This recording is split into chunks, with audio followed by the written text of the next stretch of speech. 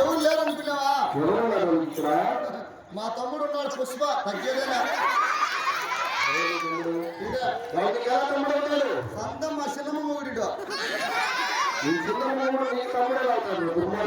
మా ముస్లిం చిండలు అంతేయా? ఈడు కానీ మన మీద ఏటు పడింది అనుకో, నేనన్నా ఓర్చుకుంటా కానీ ఈడు ఓర్చుకోవడం చిట్టి వేసినాడా? ఇట్టురా కాదా? నీకేం రాదంటున్నా? చిటికేసేది చిట్టికి వేయడం రాదు అంటున్నాడు. చిటికే వేసేది రాకంటే నేను అర్థలే కంటాను. నువ్వు చేతులు అంతే చెయ్యి పట్టుకో అంటాను. ఓరండి మాట్లాడు. ఏం తింటాను లోపలికి మింగేయరా? మింగేసినావా? వద్దులే కూర్చోరా. ఓరండి అను. నీ ఇల్లు సరే, నీ జీతము సరే, ఇటు చిట్టి దాకా రా చేతులు గురువా. నీ ఇల్లు సరే, నీ జీతము సరే, నా యాకు సరే.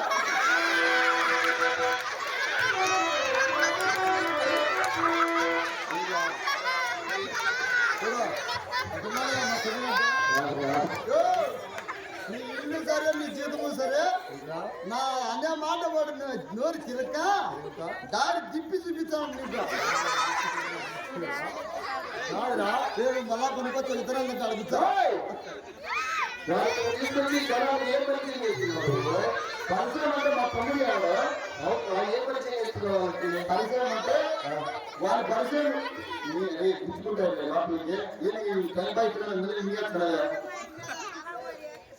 నా టేస్ట్ బాగుందా? మిగతా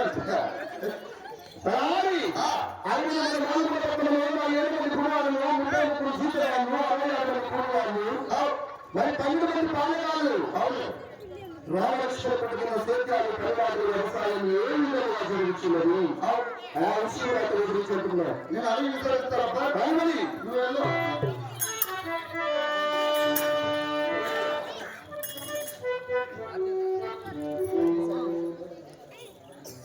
అబ్బా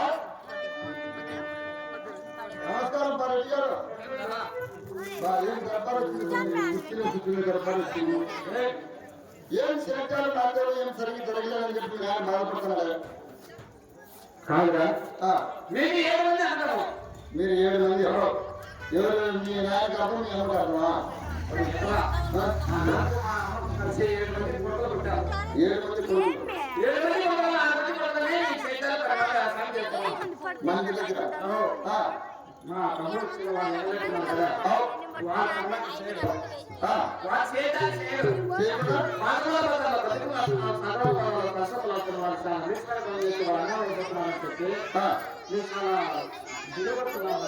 అంటే ఇబ్బంది పెడుతున్నారు.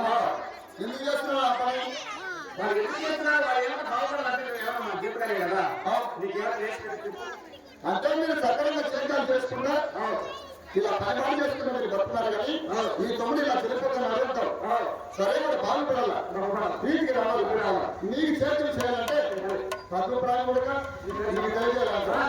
ఈ విషయం నేను చెప్తాను.